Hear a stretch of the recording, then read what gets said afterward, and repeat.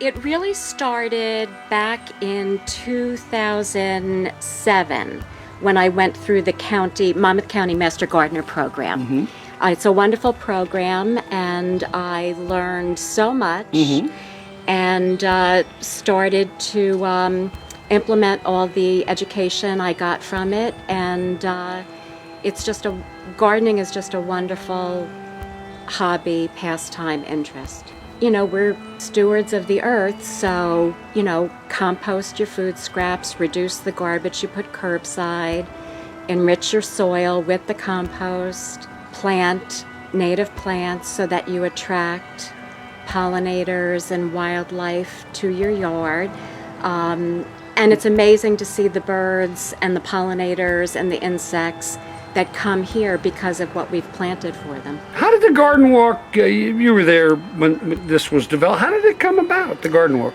Sort of an interesting story. At the time, I subscribed to Horticulture magazine, and I got my issue and I read it, and they did a big segment on Garden Walk Buffalo.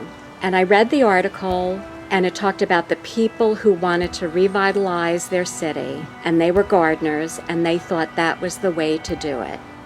And over the years, Garden Walk Buffalo has become the #1 gardening tourist attraction in North America. And I looked at the pictures of the houses and read about these people, and I just thought, this is Keyport, and brought the magazine to the next garden club meeting. And everybody looked at the magazine, and we all just kind of looked at each other and said, yes, we can do this, we can do this. And that's how it started. How improving and inspiring the residents to maintain their yards, plant things, take pride in the curb appeal of their homes, how it can turn a city, a town around. And it has. I mean, I've noticed a difference in Keyport since we've been doing this. Now, it could just be a coincidence. I think it's made a difference, and I think the garden club members would agree. Here in Keyport, it's the homeowner 9 times out of 10 who is the gardener and who devised a darling little bed, and our visitors just get so inspired by that and say, I'm going to go home and do that in my yard. And I think that's why it's so popular. If I plant something, and I know nothing about plants or horticulture or gardens or anything, if I plant a few things in my yard, can I call myself a gardener? Of course. Of course. That's the seed, that's the start of it. I mean, half of the joy of gardening is getting a plant, whether it's your friend gives you something, or you go to a nursery, you plant it, it either thrives or it doesn't. And then you say, well, that worked, or you say, well, that didn't work, and then you dig it up and you put it somewhere else, and it's experimenting. You're constantly evolving. There's heartaches along the way, things you can't understand why something died, and then you see your neighbor across the street who never goes in the yard, and theirs is blooming beautifully. But yeah. It's, I don't have the talent of garden design.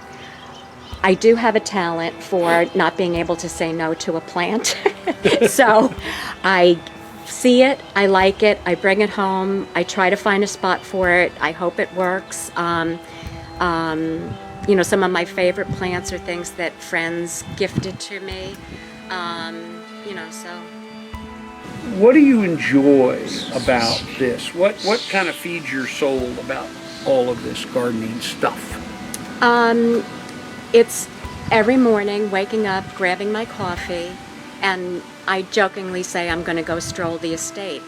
And you just walk around and take a look, and what's blooming today that wasn't blooming yesterday. You check your plants to see, are there any insects that are, coming in to bother them.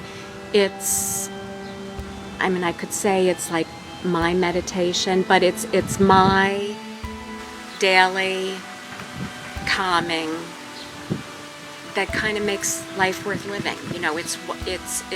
It just feeds my soul, to use your term.